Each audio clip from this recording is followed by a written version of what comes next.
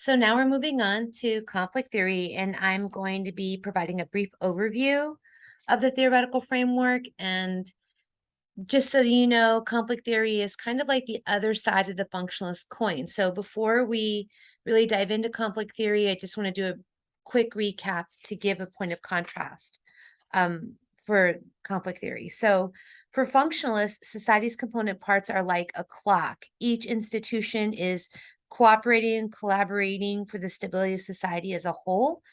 And for functionalists, they presume that the stability is good for the society. Conflict theorists discuss how stability for society at large can also be harmful or problematic, or more harmful or more problematic for some segments of society and more beneficial for others. And it is important for us to know those things, as the rules and structures that govern society are socially constructed and can be changed, which includes changing those rules and structures to minimize harm. Conflict theorists point out that inequality is not necessarily beneficial for society. In fact, it can be quite harmful to society as a whole and to vast segments of our society. Moreover, growing inequalities have been linked to more societal instability and conflict and tension between the segments, which ultimately is a destabilizing force. Additionally, the way that society is organized, in this case, the way that we use education to channel people into occupations is actually a social organization of society that reproduces the inequality in broader society. And what's even more important is that the relationship between education and the economy actually legitimates the inequality that already exists. What I mean by this is that the relationship privileges the already advantage and has us believing that the people that are in those positions of power are there because they deserve to be so, and because they're smarter or more talented or work harder than those below them. So, for example, when we think of the Harvards and Yales of our society as the schools that are where the best and the brightest go, or if you look at UT Austin's policy about the top 6%, um, only the top 6% getting the automatic admit, we associate that as a merit-based admissions policy. People rationalize the admissions by saying that they can't admit everyone, and this is a fair way of deciding who gets to be a Longhorn. Then, if you compare the career fairs for schools like Harvard and Yale to UT Austin and a school that has a higher acceptance rate like A&M Corpus, you will notice that the type of employers who are at the different campuses are also different. You may also notice how if you hear hear that someone went to Harvard or Yale, you may presume that they are really smart or hardworking or a combination of the two.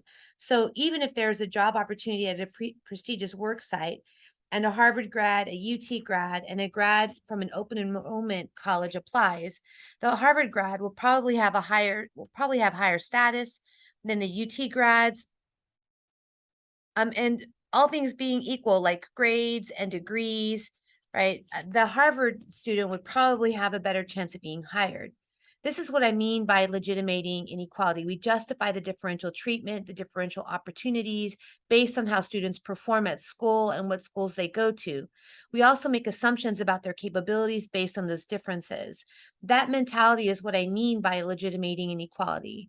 Moreover, this all works to advantage people who are already members of the upper middle class and the elite, and it disadvantages those who are at the bottom end of the distribution, with that disadvantage increasing as you move down that socioeconomic pyramid.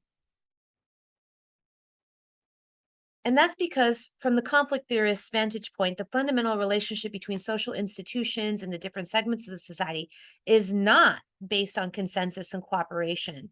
It's based on competition, conflict, domination, and subordination. What conflict theorists note is that that quality resources like high quality housing, high quality public spaces, high quality education are in short supply. So people have to compete to get access to those things. And those who already have had access to those things will work to maintain that advantage for themselves, for their own families, and others who are similarly situated to them. They will use their power, their prestige, their access to and possession of the resources to limit other people's ability to get access to those quality resources. And one of the ways that they can do that is by leveraging their resources to promote ideas that work to their advantage. I'm paraphrasing a Marxist quote here when I say the ruling ideas of the time are the ideas of the ruling class. But the phrase exemplifies this idea that the perspective and the vantage point of that prevail in a society tend to be the ideas of those who are already at the apex or at the top of society. So think back to Parsons' work, where he talked about a teacher being a representative of the adult world and responsible for teaching students competencies and capacities based on what society or adults deem important. Conflict theorists would say that those ideas presented and taught about in school are the ideas that privilege those who already have privilege. Look at this title for the Texas High School Economics course. This is a course that is required of seniors and must be passed in order to graduate high school. Notice the course title, Economics with emphasis on the free enterprise system and its benefits. Free enterprise system is a term used for capitalism. There are multiple types of economies. Each has its own strengths and weaknesses. In the title here, you see that students will be learning about the free enterprise system and its benefits. You won't be learning, or students won't be learning, about the problems that come with a capitalistic economic system. And you won't be learning about the strengths of economic alternatives to capitalism. Those are not essential knowledge and skills for economics. As a result of that, most people will have a very slanted, very narrow socialization related to economies and how they can be and how they are organized. And by teaching economics that just focuses on one economic system and only its benefits, students who will be the future adults and the future problem solvers will be ill-equipped to seriously consider alternatives outside the economic modality of the free enterprise system. This also holds true for patriarchy and for racism.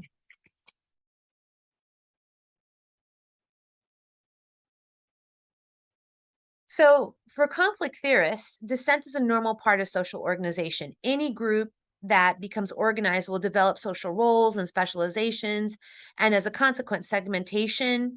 And from that segmentation will develop differences in perspectives, orientations, valuations, norms, ideologies, statuses, and there'll be a wide range of disagreements across those segments. These are just some of the issues we've been forced to confront in our contemporary times. Police officers' blatant disregard for Black lives, elected officials legislating homophobia and transphobia, the Supreme Court taking away women's bodily autonomy, mass murders, the weak regulations of the gun industry, the spread of misinformation, elected officials undermining the credibility of an election so they can stay in power, environmental justice issues, environmental racism, and climate change. With many of these, people from different segments of society, people with different affiliations, will not even agree on the facts, much less which value should be prioritized during the collective decision-making process about these specific issues. And that segmentation doesn't just occur at the societal or social level, it also occurs at the institutional and organizational level. For example, in our ed system, the State Board of Education members may have a series of priorities and values that they privilege, but so do school board members, as do principals, as do teachers and parents and students. And while all of them are vested in education, what they prioritize or worry about may vary. Within education, but also with how education should relate to other social institutions. Moreover, the concerns and priorities may vary across the different types of schools and across the different regions and campuses. Additionally, the types of resources the different groups have and the amount of consensus that exists within a group may also impact what schools prioritize and what decisions get made, what actions are taken, who gets listened to, who benefits, who is adversely impacted.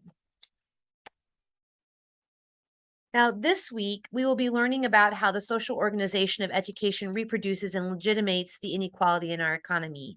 We will see we will see and learn about how the historical origins of our free public schooling is rooted in white supremacist ideology and economic inequalities.